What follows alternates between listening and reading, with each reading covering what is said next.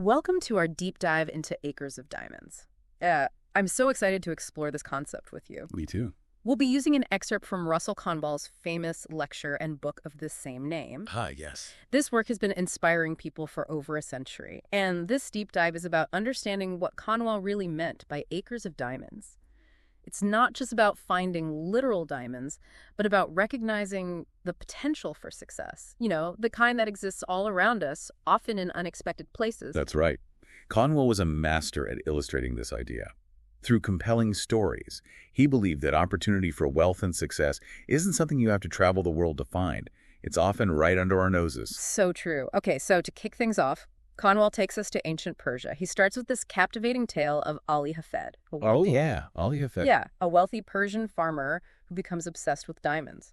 The story goes that Ali Hafed was perfectly content with his life until a Buddhist priest visited him. Oh, interesting. And described diamonds as congealed drops of sunlight. This vivid imagery really sparked something in Ali Hafed, igniting a burning desire to find these precious gems. And that's where things take a turn, right? Ali Hafed becomes so consumed by this desire that he sells everything he owns, his farm, his possessions, everything, and embarks on a desperate search for diamonds in far-off lands.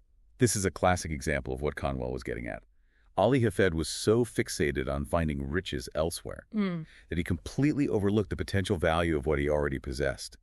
His story is a cautionary tale about the dangers of neglecting the opportunities that exist right in front of us. So his story is almost tragic. He ends up dying penniless and heartbroken on the shores of Spain, having failed to find the diamonds he so desperately sought. But here's where the irony and Conwell's brilliance as a storyteller kicks in. The story shifts back to Ali Hafed's old farm, which is now in the hands of a new owner. And guess what happens? One day, while the new owner's camel is drinking from a stream on the property, he notices a curious sparkle in the white sands. It turns out to be a diamond. And not just any diamond, but the first of many that are soon discovered all over the farm. Oh, wow. Ali Hafed's farm becomes the legendary Golconda diamond mine, producing some of the world's most magnificent diamonds. Can you imagine the feeling of realizing that the very thing you spent your life searching for was right there in your own backyard all along? It's a powerful metaphor for human nature. We often get caught up in the pursuit of something seemingly better elsewhere, failing to appreciate the value of what we already have. That's such a powerful point. It makes you think about all the times we might be overlooking opportunities because we're so focused on something else. It's like we're wearing blinders. Exactly. And Conwell doesn't stop at just one story. He uses a series of real-life examples to hammer home this point. So what's next? Conwell's next diamond takes us to the gold rush. One of the most striking examples is the story of Colonel Sutter's mill in California. Colonel Sutter bought a ranch in California and built a mill on the property. During the construction, his daughter was playing with some wet sand from the mill race when a visitor spotted something shiny. Golden flakes. This seemingly ordinary ranch turned out to be sitting on a gold mine. Literally, the California gold rush was ignited, and millions upon millions of dollars worth of gold were extracted from that land. This story highlights how valuable knowledge and observation are. Imagine the opportunities we might be sitting on without realizing it, just like the original owner of that ranch. That's a great point. It really emphasizes the importance of paying attention to our surroundings and being open to the possibilities that might exist right in front of us. Absolutely. And Conwell offers another compelling example, a bit closer to home. Oh, really? Where to next? Conwell's next diamond takes us to Pennsylvania. He tells the story of a Pennsylvania farmer who sold his farm for a measly $833 to go work in the oil business up in Canada. Ironically, this farmer had become quite knowledgeable about oil during his time in Canada. He understood the geological formations and knew where to look for oil. But he never applied that knowledge to his own property. Oh no, what happened? The new owner discovered a massive oil deposit on the land, worth potentially hundreds of millions, even billions of dollars. It's almost unbelievable. The farmer literally spent years damming back a fortune in oil on his own property without even realizing it. Right. That story is both fascinating and frustrating. You'd think that someone with his knowledge would have at least considered the possibility of oil on his own land. It just goes to show how easily we can overlook the potential that exists right under our noses, even when we have the knowledge and expertise to recognize it. Sometimes we need a fresh perspective to see the value in what's familiar. I like that. Okay, so on to our next story. Conwell then shares an example that's both humorous and thought-provoking. Conwell's next diamond is a Yale mining professor. This professor spent his life searching for valuable ores all over the world. He was a renowned expert, even tutoring students at Yale who were struggling to keep up in his classes. You don't say. Yeah. Yeah. But here's the kicker. While this professor was off chasing riches in far-off places, the new owner of his family's old homestead in Massachusetts made a shocking discovery. While digging potatoes, he unearthed a massive chunk of native silver, 8 inches square, embedded in a stone wall right by the gate. Wow, no way. The very gate the professor had walked through countless times throughout his life. He had literally been surrounded by a fortune without ever knowing it. I can't help but laugh at the irony, but it also makes me think, am I missing opportunities by not understanding my audience well enough? What valuable insights am I overlooking in my own life? That's exactly the point Conwell is making. It's easy to laugh at the professor's oversight. But most of us are guilty of similar tunnel vision in our own lives. We become so fixated on finding opportunity elsewhere that we fail to recognize the potential that exists right where we are. And that brings us to Conwell's bold assertion about his own city, Philadelphia. Oh yeah, what about Philadelphia? He boldly declares that Philadelphia is full of acres of diamonds. He claimed that anyone in his audience could become wealthy if they simply opened their eyes to the opportunities around them. So he wasn't just talking about stumbling upon literal diamonds or gold mines. Right. Conwell emphasized that true wealth creation comes from understanding and meeting the needs of others. I see. How so? He tells a story about a shopkeeper who doesn't know the first thing about his customers. He doesn't know where they come from, what they do, what their families are like, or what they truly need or want. This lack of understanding, Conwell argued, is a surefire way to miss out on opportunities. How can you successfully serve your community if you don't even know your community? Exactly. Okay. He even went so far as to say that if you can't take your religious beliefs or your sense of morality into your business, you're either a fool, a thief, or on the road to bankruptcy. That's quite a statement. But it underscores Conwell's belief that ethical conduct is not only morally right, but also essential for long-term success. Exactly. He believed that building trust with your customers, your employees, and your community is the foundation of a thriving business and really a fulfilling life. So understanding your audience is key. But Conwell also stressed that capital isn't the only factor in achieving success. He shares a truly inspiring story about a man in Hingham, Massachusetts, who built a toy empire from practically nothing. Oh, I love this story. This man was a carpenter who was out of work and struggling to make ends meet. His wife, in a moment of tough love, told him, "Get out and work." What did he do? And so he did. He went down to the shore and started whittling a wooden chain just to pass the time. And then His children were immediately fascinated with the chain and started fighting over it. So he carved another one to keep the peace. A neighbor saw what he was doing and suggested he start whittling toys to sell. Interesting. Initially, the carpenter dismissed the idea, but then he had a brilliant realization. He asked his own children what kinds of toys they would like. That's great. Using their input, he started creating simple, sturdy, unpainted wooden toys. Since he couldn't afford lumber, he used scraps of firewood, and those toys became a huge hit.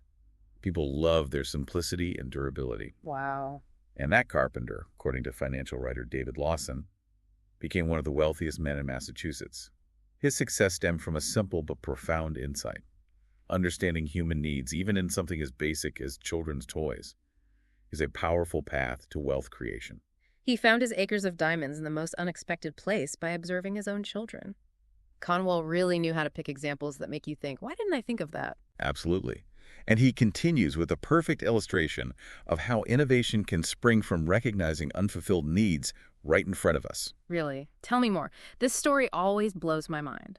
Remember the woman in New Britain, Connecticut, who was inspired by Conwell's lecture to invent the snap button? Oh yeah, of course. What happened? She got frustrated with a stubborn collar button and decided to create a better solution. Her husband, initially skeptical, ended up encouraging her, reminding her of Conwell's message about recognizing and meeting needs. And she did just that. She invented the snap button, which, as we all know, became wildly successful, turning her into a wealthy entrepreneur. It really shows that sometimes the biggest opportunities are staring us right in the face. This isn't just about invention. It's about recognizing a problem that everyone faces but no one has solved. That's where true market disruption lies. It's about being observant and paying attention to those everyday frustrations. Instead of just accepting things as they are, we can ask ourselves, how can I make this better? Exactly. And that's what's so inspiring about Conwell's message. He empowers us to see the potential for greatness in the ordinary, in the everyday challenges and opportunities that surround us. It's not just about finding financial wealth, but about living a life of purpose and impact, about recognizing the acres of diamonds that exist within ourselves and our communities. That's a great point, and we'll continue exploring that idea in part 2 of our deep dive. Awesome. Looking forward to it. Welcome back to our deep dive into Russell Conwell's Acres of Diamonds. We've just explored some truly fascinating stories, illustrating his central argument that opportunity is often closer than we think. I love how Conwell used vivid stories and real-life examples. It makes his message so much more relatable and impactful. It's like he's saying, look, this isn't just some abstract theory. This is happening all around us every day. Exactly. He wants to shake us out of this mindset of always searching for opportunity elsewhere and encourage us to look at our immediate surroundings with fresh eyes. Yeah. And you know what else really struck me? When he talked about Philadelphia, his hometown, he boldly claimed that Philadelphia was brimming with acres of diamonds. Yeah. But its residents were too busy complaining or looking down on their city to see the potential right in front of them. He challenged his audience to become boosters of their own communities, to stop talking down their cities, and instead start highlighting the amazing opportunities they offer. Yeah, I see. So it's like A self-fulfilling prophecy. Yeah. If you believe in your city and talk it up, others will start to believe it too, Yeah. leading to action, investment, and innovation. It's about creating a positive cycle of growth and prosperity. So we've established that opportunity is often closer than we think. But how do we actually spot these acres of diamonds in our own lives? Conwell offers some really practical advice here. He reminds us that wealth creation often stems from understanding and meeting the needs of others. And he provides a great example to illustrate this point. Remember the story about the shopkeeper who didn't know anything about his customers? Oh, yeah. That guy was totally clueless. Exactly. He didn't even know their names or where they came from, let alone what they needed or wanted. And Conwell uses this example to emphasize that true success in business and in life comes from building genuine connections with the people you serve. It's about understanding their needs and finding ways to meet those needs effectively. It makes you wonder, how many opportunities are we all missing out on because we're not truly paying attention to the needs of the people around us? It's a great point. And Conwell didn't shy away from the ethical implications of this idea either. He believed that ethical conduct was not only morally right, but also essential for long-term success. Right. He even said that if you can't take your religious beliefs or your sense of morality into your business, you're either a fool, a thief, or on the road to bankruptcy. Strong words. But they underscore Conwell's belief that building trust with your customers, your employees, and your community is the foundation of a thriving business. And I think this principle applies beyond business, whether you're a teacher, an artist, a doctor, or a stay-at-home parent. Success often comes from understanding and meeting the needs of those you interact with. Absolutely. It's about building relationships, fostering trust, and contributing to something larger than yourself. So we need to pay attention, be observant, and really try to understand the people around us. But Conwell also stressed that action is key. It's not enough to just recognize a need. We have to be willing to act on it. And this is where innovation comes in. Conwell argued that many great inventions arose, not from flashes of genius, but from a simple recognition of an unmet need, followed by the determination to solve that problem. He used the example of the invention of the rubber-tipped pencil to illustrate this point. Oh, yeah, the rubber-tipped pencil. That's right. A clerk in Massachusetts got tired of constantly erasing pencil marks on bills and came up with a solution, attaching a piece of rubber to the end of a stick. And that simple act turned into $1 million idea. It's a great example of how innovation can spring from the most mundane situations. It's about being observant, being resourceful, and being willing to experiment with solutions. It's about taking action and not being afraid to try new things. Makes sense. Conwell also reminded us that true greatness isn't confined to any particular profession or social class. Right. He pointed out that many millionaires made their fortunes, not in bustling metropolises like New York, but in small towns and villages. It's a reminder that opportunity can be found anywhere if we're willing to look for it, and that our geographic location doesn't define our potential for success. I like that. And he also had a lot to say about greatness itself, right? Oh, absolutely. He argued that true greatness wasn't about holding high office or having a fancy title. It was about making a positive difference in the world, no matter how humble our position might be. He shared an anecdote about President Lincoln to illustrate this point. He described meeting Lincoln during the Civil War.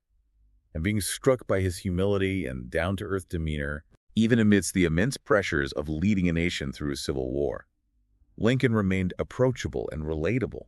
He even joked about wanting to go back to farming onions with his son after his presidency was over. It's a powerful image that reinforces Conwell's message about the importance of character and service over the pursuit of power or recognition.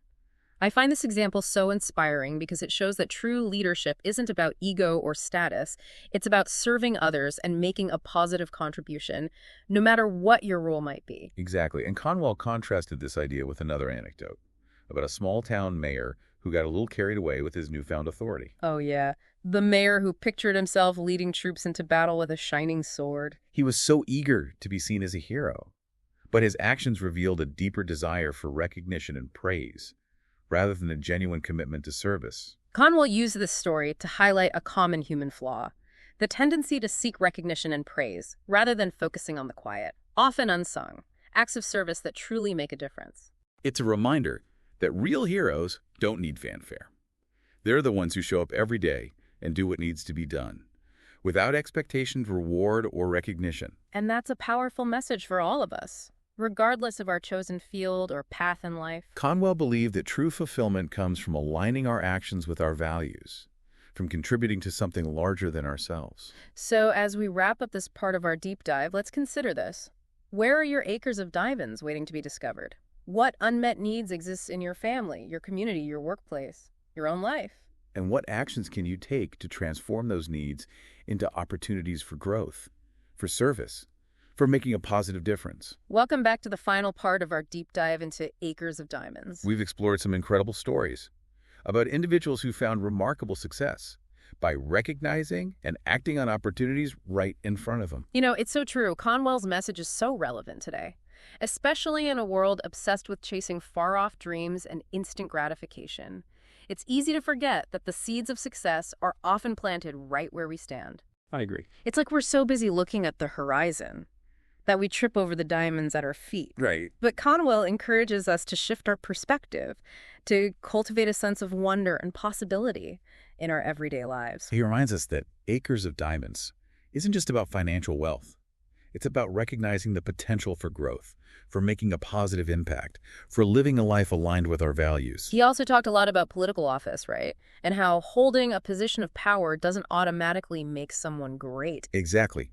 Conwell argued that true greatness stems from serving others, from using our talents and resources to make a difference, regardless of our title or position. He used the story about that mayor to really bring this point home. Oh yeah, the mayor who imagined himself as some war hero, leading troops into battle with a shining sword. I always chuckle at his exaggerated sense of self-importance. It's a funny anecdote, but it also highlights a common human tendency, the tendency to crave recognition and praise, seeking validation from external sources. But Conwell reminds us that true fulfillment comes from within, from the quiet satisfaction of knowing we've made a positive contribution, even if it goes unnoticed by the world. The real heroes are those who show up consistently, doing what needs to be done without any expectation of reward or recognition. It's a powerful message that transcends any particular profession or life path.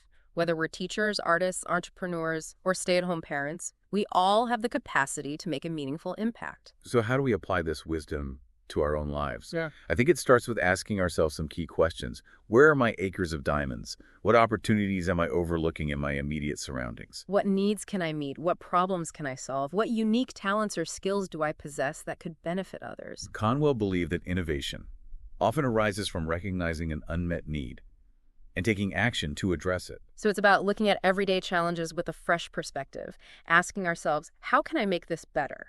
And it doesn't have to be some grand, world-changing invention. Sometimes the smallest acts of kindness, of generosity, of creativity can have a ripple effect far beyond what we can imagine. Remember that carpenter who started whittling toys for his children? Oh yeah, that's right.